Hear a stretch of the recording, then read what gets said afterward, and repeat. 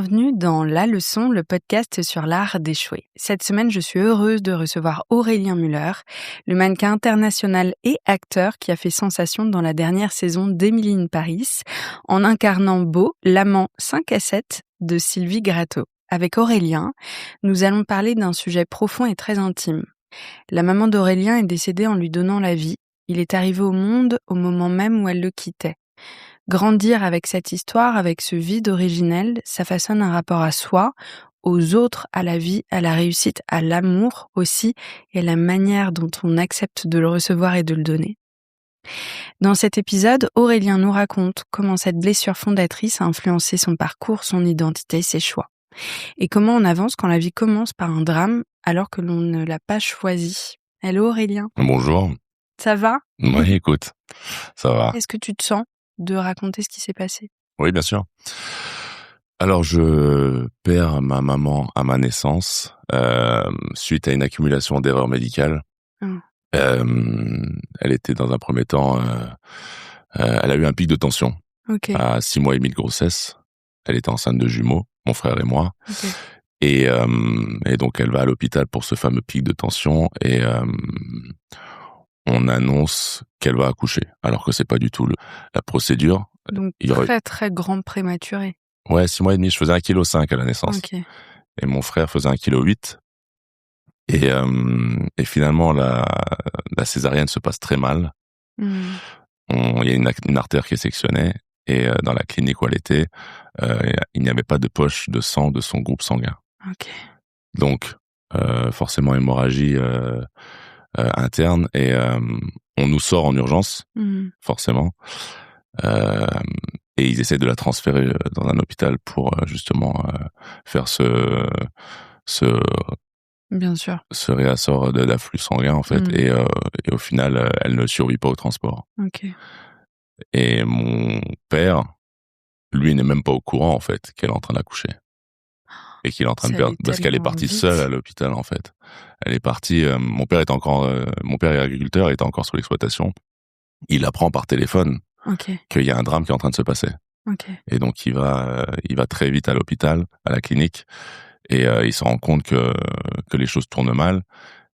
Et il va voir, qu'on appellerait ça une guérisseuse dans son village. Il retourne dans son village en trombe pour essayer d'arrêter le sang, d'arrêter justement l'hémorragie. Et en arrivant déjà chez cette femme, la femme lui dit elle saigne déjà plus. Donc il avait compris en fait. Donc on commence une vie comme ça en fait. On commence, lui, mon père a 29 ans 4 jours plus tard, et il a jeune pour être veuf. Très jeune.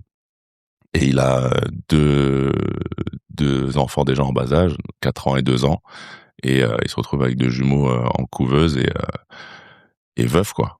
Quel choc pour ton papa, parce que déjà vivre un postpartum, je crois qu'on dit postpartum pour les hommes aussi, c'est ça ? Je pense, ouais.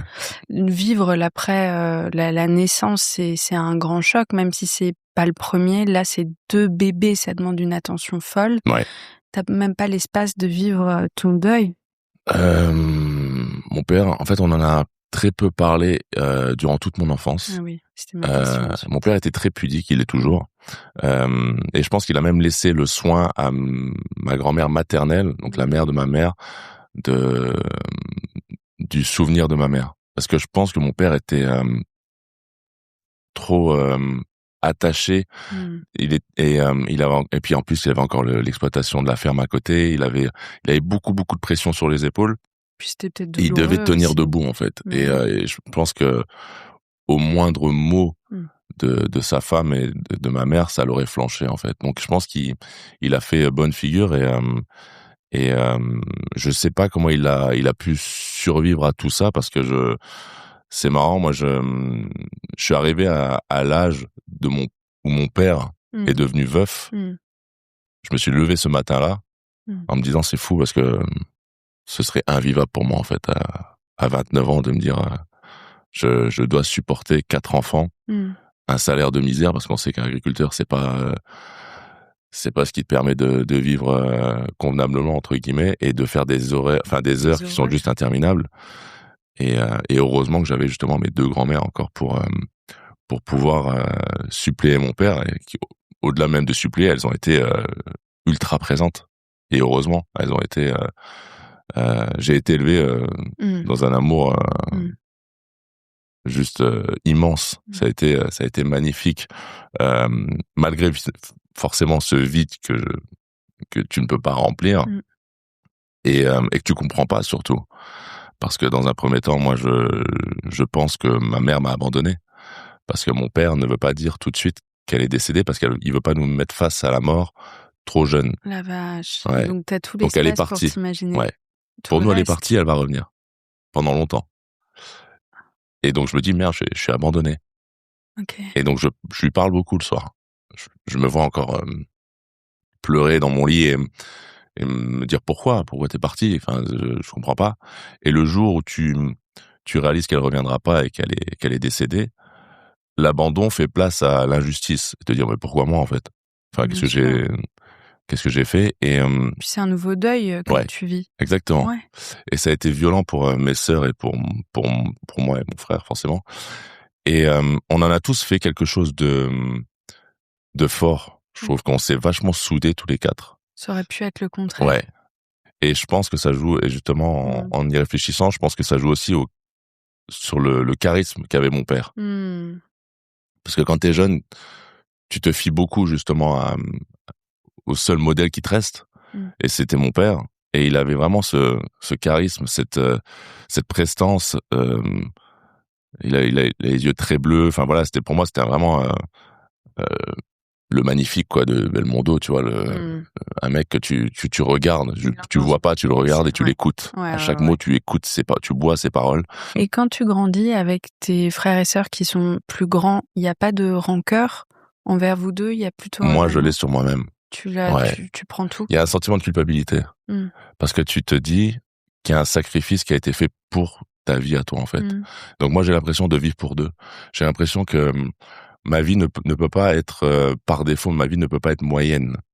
Parce que le sacrifice est trop grand, tu vois, que pour que sa mort reste vaine, tu vois, et je dois faire quelque chose d'exceptionnel à la hauteur, justement, du sacrifice de ma mère. Donc à chaque fois que tu as un nouvel exploit dans ta vie, parce que tu as une carrière déjà dans le mannequinat qui est phénoménale, et puis aujourd'hui avec Emily in Paris, enfin c'est une opportunité d'une vie, tu répares quelque chose en toi. Clairement. Et je l'expose elle aussi. Tu vois, j'ai vécu avec cette rage entre guillemets de vivre toute ma vie, parce que déjà quand tu grandis comme ça, tu réalises que la vie est très fragile. Oui, c'est vrai. Elle est très imprévisible, parce que j'ai été aussi confronté à la mort plusieurs fois, même durant mon enfance, des décès assez brutaux. Et tu te dis, mais en fait, on est à l'abri de rien. Donc vivons-la le plus intensément possible, en fait. Et faisons quelque chose de grand. Et je réalise que mes sœurs et mon frère et moi, on a eu le même mindset, en fait. De se dire, faisons, ok, la tristesse est là, quoi qu'il arrive. Mais ce sera pas une faiblesse. Au contraire. On a un moteur maintenant. Et c'est ce qui va nous propulser vers quelque chose de magnifique, en fait. Et de l'honorer elle, et de l'honorer lui aussi, et d'honorer mes deux grands-mères. Waouh. Ouais. Il y avait beaucoup de, entre guillemets, de poids sur nos épaules, mais honnêtement, j'ai grandi dans de l'amour véritable, et d'une douceur, d'une générosité, d'une simplicité. On a appris le respect, on a appris la valeur du travail. C'est la plus grande richesse. Voilà. Hein. Et en fait, vraiment. Moi, j'allais chez les autres. Je me rappelle quand j'allais chez les amis étant petit, je pouvais entendre des disputes de couple qui, moi, n'existaient pas chez moi. C'est vrai, ouais. Tu vois? Ouais, tu te dis, mais c'est quoi ce qui se passe là dans la maison? Tu sais, t'entends des cris, tu te dis, mais c'est bizarre parce que moi, mes deux grand-mères, elles s'énervent jamais. Mon père, il s'énerve jamais sur mes grand-mères. Enfin, tu vois, il n'y avait pas de relation de couple chez moi. Donc, je savais qu'il allait pas avoir de notion de divorce, d'entendre des enfants divorcés à l'école. Mais moi, le plus dur quand j'allais à l'école et qu'on devait écrire, je me rappelle, la fête des mères, la fête des pères. La fête des mères, la fête des pères, et puis les professions des deux parents. Et que moi, je dois barrer maman, et que la maîtresse te dit, pourquoi tu barres maman? Elle travaille pas. Et donc, tu dois dire à haute voix, non, Elle est décédée et en fait, t'as tous les regards qui se tournent et les enfants savent pas comment réagir, donc ils rigolent sur toi. Ouais, c'est Tu vrai. vois? Parce qu'ils savent pas comment réagir. Ça, c'est un truc qui reste. Ouais. Mmh. Et en fait, tu veux pas que justement ces regards se tournent vers toi de cette façon-là. Mmh. Donc t'as envie d'en faire autre chose encore une fois. Donc t'as pas envie de d'être la victime ou qu'on se plaint de toi parce que c'est pas un statut qui est agréable en réalité. Surtout, j'ai remarqué un truc, c'est souvent à l'âge adulte qu'on deal avec tous ces trucs un peu intenses, qui se sont passés dans l'enfance parce que quand t'es enfant, t'essayes juste de survivre Exactement. et donc t'es vraiment dans une énergie de mouvement et Ouais. t'as pas le choix et ta T'avances. dignité, c'est le seul truc que Ouais. t'as, quoi. T'avances, tu veux faire bonne figure. Mmh. Moi, j'étais le mec qui rigolait tout le temps, hein. Évidemment. Et ma grand-mère maternelle me disait: «Tu rigoles pour pas pleurer». Oh waouh. Tout le temps, elle me disait ça. C'est vrai? Ouais, ouais. Oh. Mais c'est fort et ma grand-mère à mes anniversaires, c'est dur de la voir pleurer. Mmh. À chaque anniversaire, tu vois, on était dans le salon, j'allais voir ma grand-mère dans la cuisine et je la retrouvais en train de pleurer. Donc c'est dur de se dire mon jour de fête, le jour de on fête ma naissance, mais on fête aussi un décès. Mmh. Donc c'est compliqué en fait de dealer avec ça et de grandir avec ça donc ça nous charge énormément en émotions dans la famille. On sent qu'on n'en parle pas, mais c'est présent en permanence. Bien sûr. Et c'est parce que vous n'en parlez pas Ouais. que ça devient pesant. Ouais. Parce que ça pourrait être, et chacun fait comme il peut, hein, c'est vraiment pas un jugement, Ouais. mais ça pourrait être un souvenir évocateur qui, avec le temps, devienne joyeux, Clairement. léger. Ouais. Et c'est fou parce que parfois, pour pas blesser les autres, pour pas raviver de la douleur, on n'en parle pas et c'est Ouais. là où ça devient tabou, quoi. Ouais, à part les quelques questions qu'on ose poser à ma grand-mère, on n'en parle pas. Après, c'est beaucoup dans le village des personnes qu'on rencontre au fur et à mesure qui nous évoquent le souvenir de notre mère. Qu'est-ce qu'on te dit sur ta maman, alors? C'est qu'elle était magnifique, que c'était une top modèle, que c'était une femme qui était toujours maquillée, coiffée, tirée à 4 épingles et Et on c'était un aurait pu rayon de pas soleil dire. partout où elle rentrait. Mais ouais, c'était des amis de ma grand-mère qui disaient ça.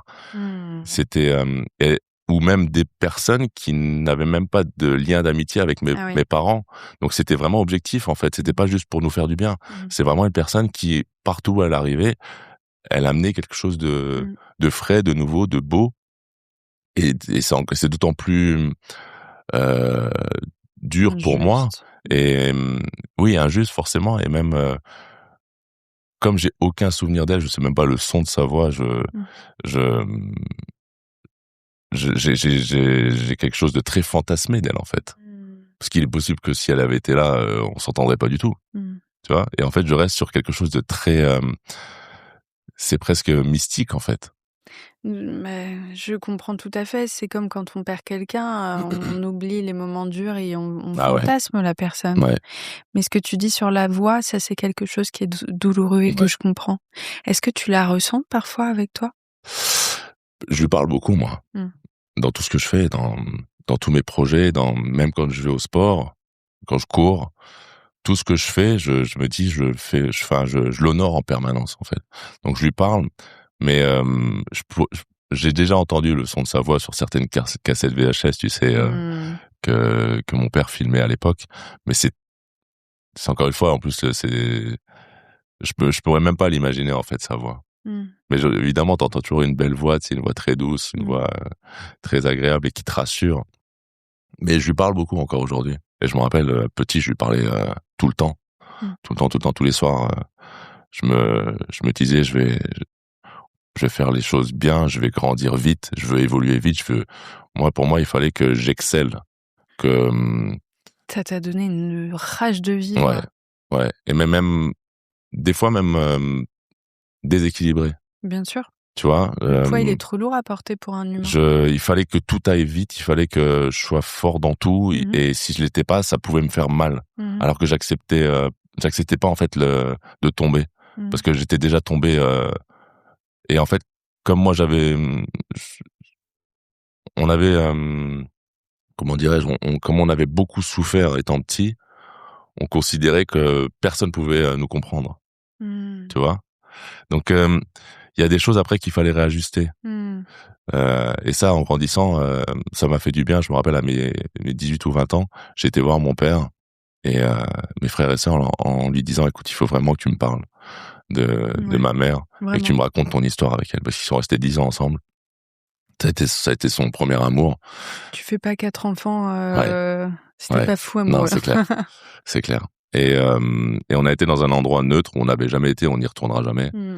Et lui, il nous a parlé d'elle pendant des heures, et ça nous a fait du bien, en fait. Ça nous a enlevé, tu vois, ce poids, et ça m'a permis, moi, de vivre aussi pour moi, et pas C'est que ce que pour j'allais elle. dire. Ouais. Tu vois. Et Parce que c'est une très belle énergie dont tu avais besoin pour survivre. clairement. Et puis un jour, faut la poser sur le côté et s'autoriser aussi à vivre pour soi. Ouais. Parce que c'est trop lourd. Et tu parles d'un souvenir fantasmé, mais du coup, ça veut dire que toi, t'as pas droit à l'erreur, puisqu'elle est parfaite dans ta tête. C'est vrai.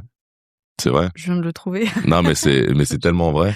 Tu vois? C'est tellement vrai, parce que, tu vois, je me revois discuter avec ma sœur, qui est 4 ans mon aînée. 4 ans, c'est un grand gap quand on est enfant. Ouais. Tu vois, j'avais 10 ans, elle en avait 14, mais 14, Elle devient cool et toi, t'es le petit relou dans les pattes, bien sûr. Tu vois, et je l'admirais, parce qu'elle, c'était une grosse bosseuse. Et elle était dans le même état d'esprit que moi, je pense. Et je lui dis qu'est-ce qu'il faut faire pour être l'élite de la société, parce que je voulais être tout en haut, en fait. À 10 ans? Ouais. Ok. Et elle me dit, faut que tu sois ingénieur. Je savais pas ce que ça voulait dire, tu vois, mais je me suis orienté vers j'ai suivi son parcours. Elle a fait un bac S, j'ai fait un bac scientifique. Derrière, j'ai fait des études d'ingénieur, je suis devenu ingénieur. Je savais pas pourquoi, mais parce qu'on m'avait dit 20 ans plus tôt, enfin 10 ans plus tôt, c'est l'élite de la société. Et c'est vrai que tu crées quelque chose de solide. Et en fait, j'avais envie de me dire, ok, je mérite ma place dans ce monde. Tu vois, je suis présent, je suis là. Je suis pas un imposteur, en fait.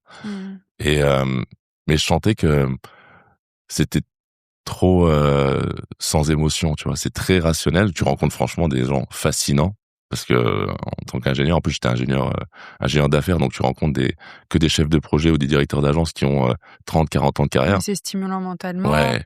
Honnêtement, il faut faire face à ces gens-là. Et il faut réussir à gagner leur respect pour qu'ils t'écoutent et qu'ils te disent j'ai un besoin et tu peux m'aider. Hyper intéressant. Ouais.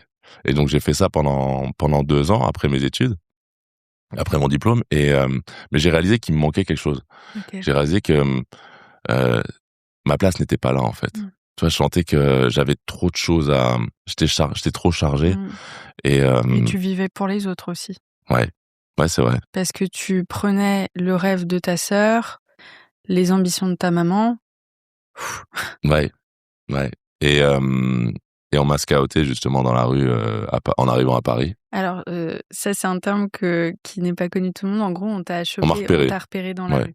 Une personne qui s'arrête, c'était Paul Agnauer, qui avait une agence dans les années 80-90, une des plus grandes agences hommes au monde, qui s'appelait PH1 à l'époque, et qui me croise dans la rue à Opéra. Moi, je suis perdu, je dois prendre le RER. Putain, à chaque fois que je vais à Opéra et que je suis perdu, parce que je dois prendre le RER et personne... On me demande un relou à la limite dans la rue, mais rien de plus, quoi. Je suis dégoûtée.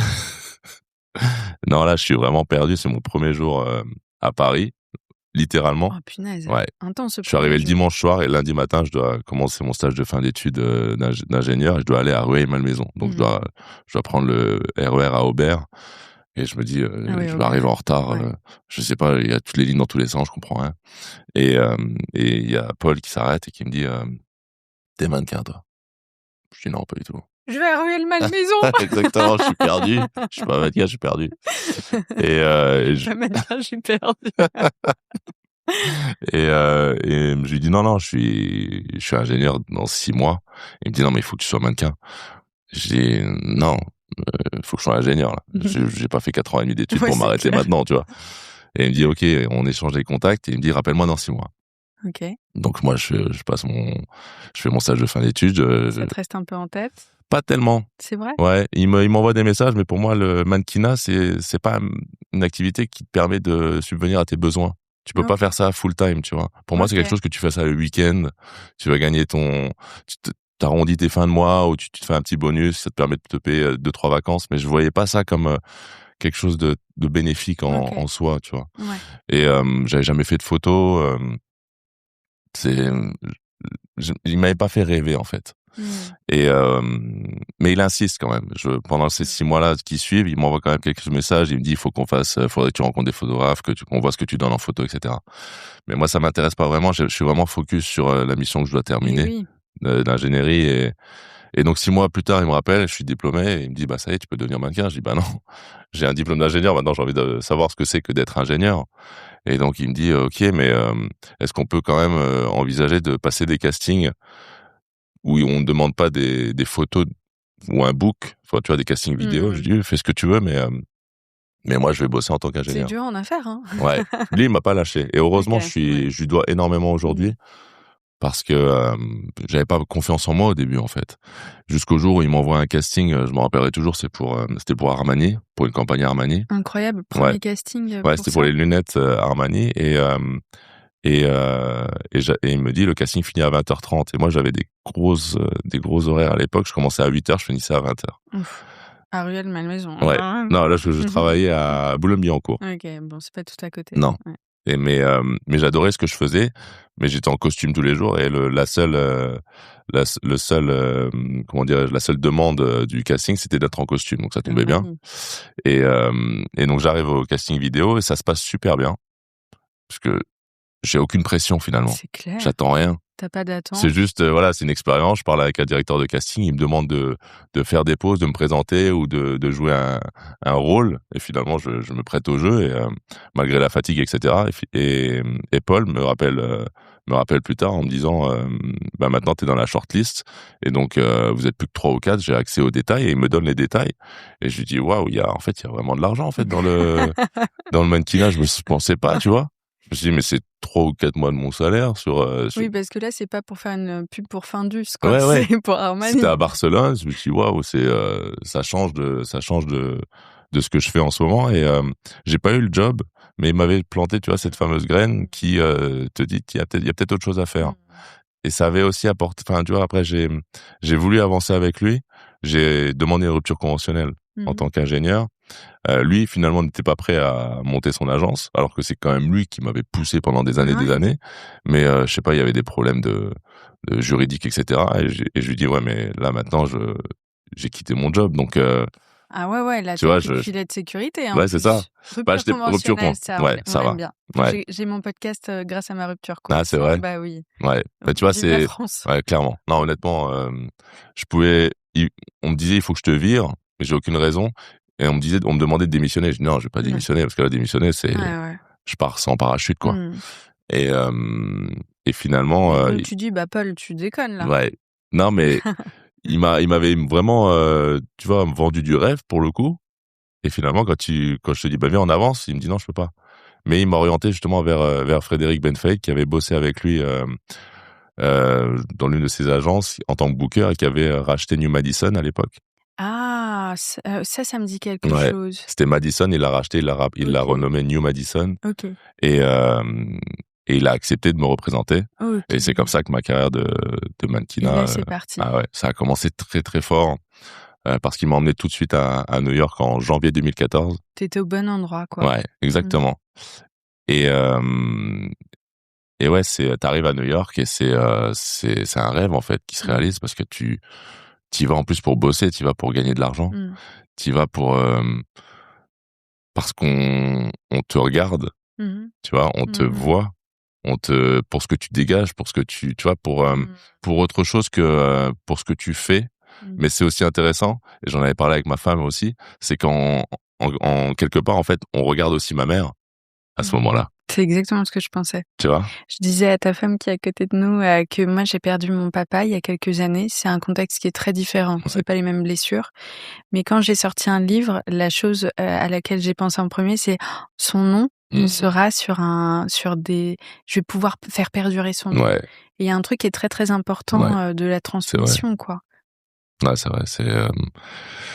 C'est inconsciemment, en fait, on fait les choses quand même pour eux. Bien sûr. Tu vois, et on est porté, clairement, on est porté par ça, et j'adore en fait le mannequinat pour ça, parce que je la mets en avant. Je me dis, ok, je dégage quelque chose, mais beaucoup viennent de mes grands-mères, de par leur l'éducation, la personnalité que j'ai reçues et les valeurs, parce que c'est pour ça aussi que tu perdures dans ce milieu, parce que tu as justement des valeurs, t'as la rigueur, t'as le travail, t'as le professionnalisme que d'autres n'ont pas.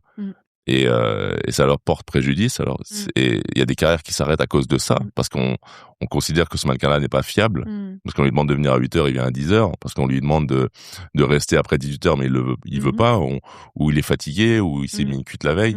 Tu vois, j'ai le fait d'avoir été ingénieur et d'avoir eu cette rigueur, d'avoir vu mon père se lever le matin tous les jours à 6h et de pas savoir à quelle heure il allait finir.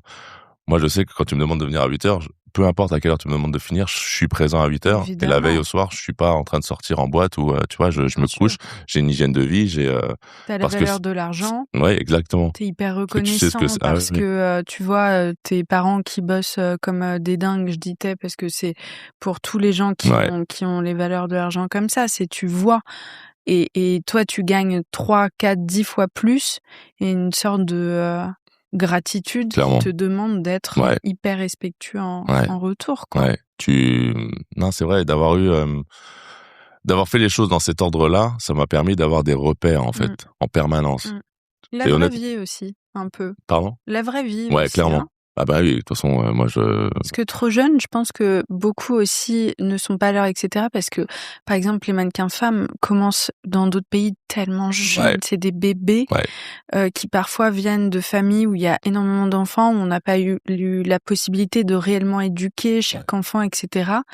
Et je crois que ça se répercute de façon logique sur toi. T'es en pleine adolescence, tu gagnes énormément d'argent, alors que toi, t'as passé déjà cette adolescence-là. Clairement. Et ça a dû te protéger en un sens. Ouais, franchement, j'ai commencé, j'avais la première cover que j'ai faite et qui m'a propulsé sur la carte, on va dire, dans le mannequinat, dans l'industrie. Elle est sortie le jour de mon anniversaire, le jour de mes 25 ans. Incroyable. Il y a des signes qui sont fous. Le 16 juillet. 16 juillet 2014, j'ai la cover qui sort. C'était mon premier shooting ever. Dans le mannequinat. Je shoot avec le plus grand photographe de mode de l'époque, qui s'appelait Mario Testino. Incroyable! Ah, j'ai des frissons. Et je shoot avec John Smalls, qui est à l'époque la numéro 1 aussi top modèle de l'époque. Et donc moi, Mario me fait l'honneur de pouvoir shooter pour la cover du V magazine, qui est un... Waouh! J'ai des frissons, je te jure, c'est parce que la date, le machin, il y a un sorte de truc bien sûr, c'est un cadeau d'anniversaire juste sublime. Et moi, en fait, j'avais fait qu'un seul shooting. Je rentre de New York et on me catalogue de top modèle, en fait. Sauf que j'ai aucune notion. Tu vois, je sais même pas poser, je sais rien faire, je suis pas à l'aise du tout. Prendre la lumière. Mais tu dois faire avec, en fait. Tu dois accepter ton nouveau statut et dire, maintenant, tu joues avec ces règles du jeu-là. T'es à ce niveau-là.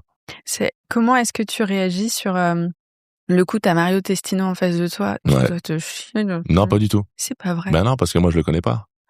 Ah oui, mais t'as un mindset qui est cool. Parce que moi, je suis tout de suite parce que à me faire petite. Non, moi, je le connais pas. Je me rappelle, la rencontre, elle se fait parce que mon agence de New York, à Bond Street, est juste à côté de son appartement de fonction. Et je suis en défilé à ce moment-là dans le sud de New York. Et j'ai 40 000 appels en absence à la fin du défilé de mon agent, justement, de New York, qui me dit « Mario veut te voir ». Mario Testino veut te voir, il faut que tu montes sur 44 Bond Street, et l'agence c'était au 42. Je me suis dit, mais attends, il est à l'agence, c'est un le Italien, photographe. C'est qui? Et en fait, j'avais pas de Wi-Fi à l'époque, tu sais, il fallait la 5G, je l'avais pas, moi. Donc je cours, en fait. On me dit, il faut courir. Donc je cours, en fait, au 44 Bond Street, parce qu'apparemment, il a un vol dans 1 heure. Et donc, j'arrive transpirant, et je sais pas qui je vais voir, en fait. Parce que je voulais voir la tête du mec. Et j'arrive et je toque à la porte, j'ai 2 personnes qui m'ouvrent, 2 jeunes hommes, et ils me disent il est dans la salle à manger, enfin il est dans le salon. Sauf que dans le salon, il y a un canapé en U avec 4 personnes avec des laptops sur leurs genoux. Et donc moi j'arrive, je dis c'est qui Mario Testino? Et Mario, en fait, il a levé la tête, il est devenu blanc. Et il a dit aux 3 autres, vous sortez. Et il m'a dit, toi, je sais pas qui t'es, mais non, on me l'a jamais fait, celle-là. Moi non plus, je sais pas qui t'es. Exactement. Et en fait, il a adoré ça. Et Mario parle très bien français, donc on a pu en plus échanger en français. Et il m'a dit, raconte-moi ton histoire. Et je lui ai raconté mon histoire, et en fait, il a tout de suite vu que j'étais très proche, que j'avais été élevé par mes grands-mères. Et lui, il avait encore sa mère à l'époque, qui était très âgée. Moi, j'ai rencontré Mario, il devait avoir une soixantaine d'années, et sa maman avait 90 ans passés. Et on a connecté là-dessus, en fait. Ça l'a beaucoup touché, mon histoire. Et il m'a dit, je pars à LA justement là, dans 1 heure, pour la production du V Magazine que je shoot dans 2 mois. Est-ce que on pourrait faire quelque chose avec toi? Et il me dit, j'adorerais te mettre sur la cover, te propulser, parce que je vois que tu mérites. T'as quelque chose qui m'intéresse. Et je me suis dit, bon, parole en l'air, je reste là-dessus. Merci Mario, au revoir. Et il s'avère qu'il a tenu parole, et ils ont sorti 4 covers. C'était 7 top modèles hommes-femmes et moi, de New Face. Donc en fait, forcément, ça a fait parler, et ça a été un cadeau de Mario, quoi. Ouais, mais il y a un truc où c'est un peu, je crois beaucoup au destin, et là tout s'enchaîne. Ouais. Parce que si je réponds pas à cet appel, je peux le louper, parce qu'il allait partir. Enfin, il y a plein de choses, il y a plein de choses. Tu te dis, je suis vraiment, alors, tu vois, c'est des rencontres, et c'est être au bon endroit au bon moment avec la bonne énergie. Donc on parle de chance, mais tu te dis, finalement, est-ce que j'étais pas préparé à ce moment? Est-ce que c'était pas l'opportunité qu'il fallait saisir à ce moment-là? Est-ce que, tu vois, si j'étais arrivé dans un autre état d'esprit, ça aurait marché aussi? Ou, enfin, tu vois, il y a plein de choses. Si t'avais eu du wifi et que t'avais googlé le mec et que tu t'es dit, oh la vache, celui-là, il faut absolument que tu parles d'énergie, t'es complètement fermé. Et j'aurais en été essayant plus, de, tu vois, bien sûr. j'aurais été plus dans quelque chose d'admiratif. Ça aurait peut-être été différent. Alors que moi, en plus, je suis arrivé à New York en me disant, c'est une expérience. J'avais 3 mois sous visa touriste. Si ça marche pas, je reviens. J'ai un backup en tant qu'ingénieur. J'ai aucune pression. Je suis pas le mec, comme tu disais, ou la fille de 18 ans qui vole de Roumanie, qui a rien d'autre. Tu vois, ou qui a même 16 ans, qui a rien d'autre. Si j'ai envie de devenir une top modèle, coûte que coûte. Moi, si ça marche pas, ça marche pas. Si je suis pas ton homme, je suis pas ton homme, en fait. On ira voir ailleurs. Mais je sais que je voulais tenter l'expérience pour me dire, j'ai aucun regret. Bien sûr. Et c'est vrai qu'inconsciemment, le mannequinat a touché quelque chose de plus profond en moi. C'était d'exister dans le regard des autres. Tu vois? J'ai réalisé ça. Je me suis dit, c'est drôle. Maintenant, j'ai l'impression que j'ai envie de plaire à tout le monde. Mais je me retrouvais pas dans ça, en fait. Tu vois, je me suis dit, c'est bizarre parce que t'as envie de plaire à tout le monde. Ouais, mais en fait, t'es qui si t'as envie de plaire à tout le monde? Parce que t'as toujours le smile. Parce qu'un mannequin, on considère qu'il a toujours une bonne énergie. Tu vois, il est toujours positif. Il est toujours beau. Il a pas le droit de pleurer. Et en fait, je me suis dit, c'est drôle. J'ai cette validation. Je recherche en permanence la validation, le regard, d'être reconnu. Et je l'ai remarqué ça, en fait, en ayant ma fille plus tard. Tu vois, papa, regarde-moi. Papa, regarde-moi. Et elle fait, tu vois. Et moi, je faisais pas, moi, étant petit, parce que forcément, mon père était pas réellement présent puisqu'il était sur l'exploitation, et ma maman n'était pas là. Donc, j'avais pas le maman, regarde-moi, le papa, regarde-moi. Et donc là, en arrivant dans le mannequinat, c'était vous tous, regardez-moi. Tu vois. Tu t'es pris une petite claque à ce moment-là où tu te dis, oh là là, en fait, j'avais pas pris conscience que j'avais quand même un grand vide, un gros manque d'amour à combler. Ça a dû te faire du bien et t'apaiser un temps, mais ça, c'est assez éphémère. Ouais, exactement. Ça, il manquait encore quelque chose que j'ai retrouvé justement dans l'acting. C'est vrai? Ah bah oui. L'acting, c'est impudique à souhait. C'est là que ça te permet de t'exercer, de t'émanciper émotionnellement, en fait. Là, toutes tes émotions, elles ressortent. T'as le droit, en fait. Clairement, quand on te dit action, t'as le droit à tout. T'es plus le mec pudique, t'es plus le mec qui retient tout. Au contraire, là, tu lâches, en fait. Et tu provoques, tu déranges, moi, ça te permet d'aller chercher toutes tes blessures, mais tu sais, et d'en faire quelque chose au service du personnage. C'est trop intéressant ce que tu dis. Et c'est vrai. C'est trop intéressant parce que toi, en plus, rappelons-le, t'as un papa qui ne s'est pas autorisé à vivre ses émotions. Donc toi, t'es en miroir avec ça, en mode, j'ai pas le droit moi-même. Non. Et là, tout d'un coup, t'as un espace où on te demande, où t'es payé même pour. Et c'est un cadeau, en fait, maintenant. Tu vois? C'est toutes ces blessures-là, c'est ce qui fait que t'es unique. On est tous uniques, forcément. On a tous des choses à dire. Mais là, en plus, tu peux les exprimer. Alors que dans la vraie vie, tu vois, tu les gardes pour toi. Et encore plus, comme tu dis, par rapport au modèle de mon père. Mon père, il a refait sa vie que 30 ans après. C'est comme s'il avait fait le deuil de sa première vie, littéralement. Parce qu'il a dit, il attendait en fait qu'on soit tous à l'abri. Ah ouais, non, mais il a une vie de... Ah oui, non, mais mon père, c'est mon héros. Hein, c'est la personne que je mets sur le toit du monde. Et heureusement que je l'avais comme papa et que je l'ai toujours, parce que c'est... tu vois, de refaire sa vie 30 ans après. Et il a dit lui-même, il n'y a pas si longtemps que ça, qu'il voulait pas faire venir une autre femme à la maison. Par respect pour notre mère. Parce que forcément, lui, il a eu des aventures, mais il prévenait de toutes ces aventures que ça allait être qu'une aventure. Parce qu'il disait, moi, j'ai 4 enfants à la maison qui comptent sur moi. Quelle classe. Ouais.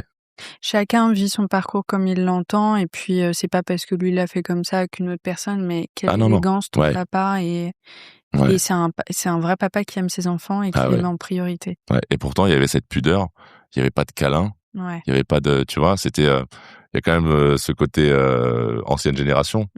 Où moi aujourd'hui je suis le plus câlin des papas. Je dis je t'aime même trop de fois. Ah mais il faut. Non, bien sûr. Trop. Hein.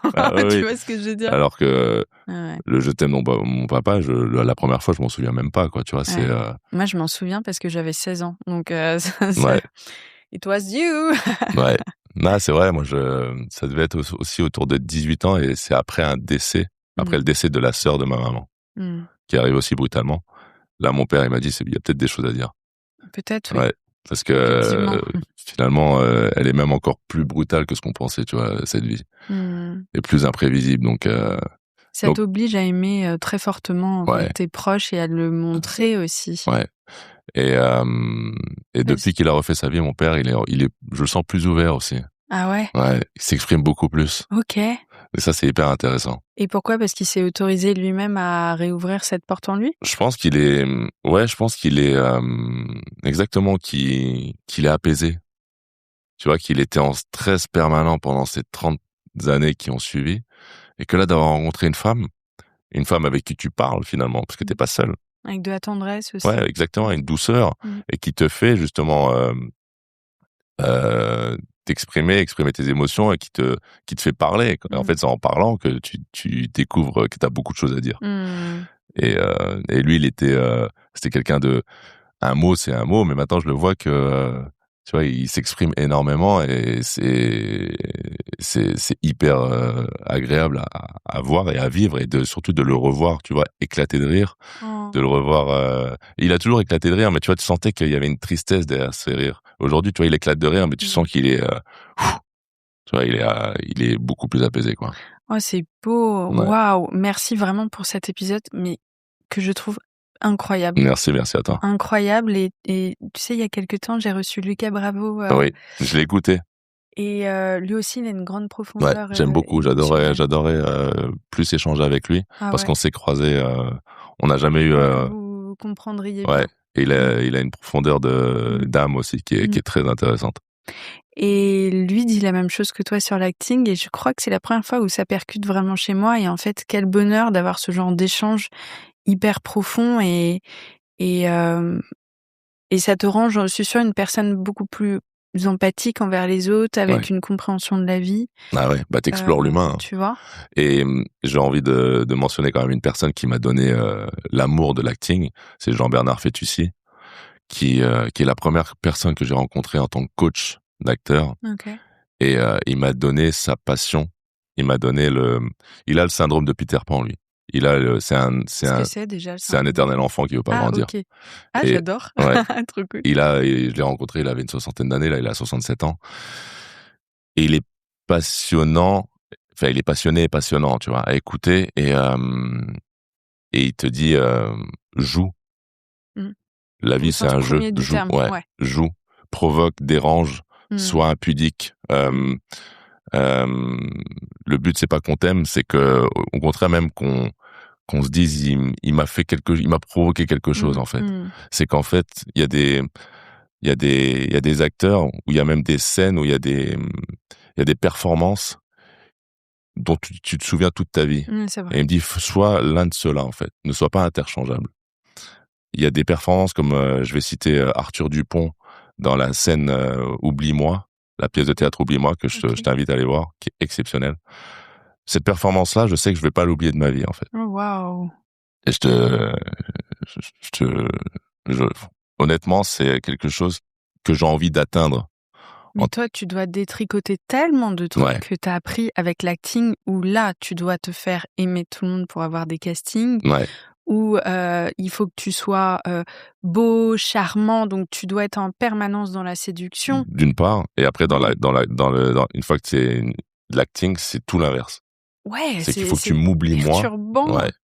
Et il faut que tu vois oui, c'est vrai. autre chose. Ouais, le personnage, et il faut que tu m'oublies moi, en fait. Si tu vois quelqu'un de beau, c'est que je sais que je suis pas dedans, en fait. Sauf que je suis dans pas ton assez personnage. Intense. Oui, bien sûr. Oui, beau, forcément. Mais même lui, en fait. Prénom, ouais, clairement. Ouais, c'est vrai. Mais même lui, tu vois, il a une élégance, parce qu'il faut aller chercher une Sylvie Gratton, tu vois. Il faut plaire une Sylvie Gratton. Sylvie Gratton, elle tombe pas amoureuse du premier venu, amoureuse entre guillemets, parce qu'elle est pas. Parce que mais elle tombe sous le charme, en tout cas. Bah ouais, et puis surtout, t'as un rôle, tu es dans 2 épisodes, c'est ça? Oui, bah on se rappelle de toi. Ouais. Donc en fait, c'est que ça fonctionne, quoi. Ouais, bien sûr. Et puis du 5 à 7, ça passe à un 5 à 8. Ouais. Puis un 5 à 8 du matin. Et avec la Sylvie, c'était pas. Bah oui. Donc il y a quelque chose en plus qui se dégage au fur et à mesure des 5 à 7. Bien sûr. Donc non, ouais, c'est cliffhanger dont on ne parlera pas, mais qui fait son petit effet. Ouais. Non, j'ai adoré tourner avec Philippine, avec Michel Larocque, même Darren Star, Andrew Fleming, toute l'équipe ont été d'une bienveillance extraordinaire. Ça fait plaisir. T'avais vraiment cet esprit de famille qui s'est dégagé tout de suite, et on m'a mis dans des petits souliers pour pouvoir m'exprimer. Te sentir bien. Ah ouais. C'est beaucoup de conversations entre les prises qui te permet justement de te familiariser et te dire là, je me sens bien, là. Oui, parce qu'en plus, t'as un rôle avec une partie de sexualité. Enfin, genre, c'est important de te sentir à l'aise, respecté. Ouais. C'est pour ça qu'on a beaucoup communiqué avec Philippine. C'est Philippine qui est venue vers moi, en plus. C'est ça que j'ai beaucoup apprécié chez elle. C'est qu'elle est très impressionnante au premier abord. Et je sens elle peut même belle énergie chez elle. Ouais, et en fait, c'est elle qui est venue vers moi en me disant raconte-moi ton histoire, dis-moi tout sur toi, parce qu'on doit se connaître. On doit briser la glace très vite. Bien sûr. Et en fait, au fur et à mesure, tu déconnes, et les scènes ont fait que au fur et à mesure, tu t'es de plus en plus à l'aise, jusqu'à justement aux scènes intimes où en fait ça devient un jeu, quoi. Ouais. Il y a plus du tout d'ombre au tableau. Oui, parce que c'est sain, parce que vous l'avez fait en bonne intelligence, avec gentillesse et avec la même passion. Tu sens l'énergie dans la pièce. Mais c'est ça. Tout le monde est, tu vois, c'est doux, c'est classe, on te laisse l'espace. Il y a pas c'est susurré, tu vois, c'est murmuré, tout est fait pour que tu sois dans les meilleures conditions, et qu'en fait. Franchement, c'est génial, et c'est pas toujours le cas. Ouais. Donc non, ça me fait plaisir que vous ayez vécu ça, quoi. Ouais. Parce que oui, au final, tu vois, qu'est-ce que ça change à la perception du public? Rien du tout. Donc autant être sympa sur le plateau. Ouais, c'est vrai. J'ai envie de te dire, tu vois. Ouais. Non, expérience extraordinaire. Trop cool. Je suis trop contente pour toi. Et puis c'est le début d'autres grandes choses, parce que j'ai l'impression que tu as quand même une très jolie étoile qui t'accompagne. Ouais. Que merci tu bosses dur pour. On met pas ça en cause. Pour mettre mal. Mais ouais, merci beaucoup pour merci ce à que toi. tu m'as raconté. Merci, Pauline.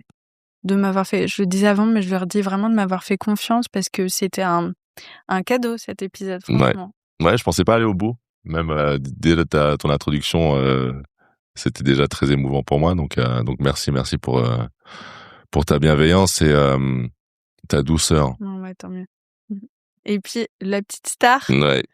Qui est là, qui dort. Est-ce qu'on le voit à l'écran? Oh, petit cœur, on te voit pas. Faut montrer quand même. The real star of the show. ASMR. Avec le petit bidou. Alors ça, j'ai les petits bidous comme ça. Ouais, oh, qui beau. Il a été trop cool, hein. Dodo tout le long. Je parlais pas de toi, je parlais de ton chien. Je rigole. Non, c'est un amour. Merci beaucoup. Merci à toi, merci. J'espère que cet épisode vous a plu. Pour suivre les coulisses du podcast, n'hésitez pas à me follower sur Instagram @Paulette_Grisoni, sur Twitter podcast LL en majuscule, ou sur Facebook La Leçon Podcast. On se dit à très vite pour un nouvel épisode.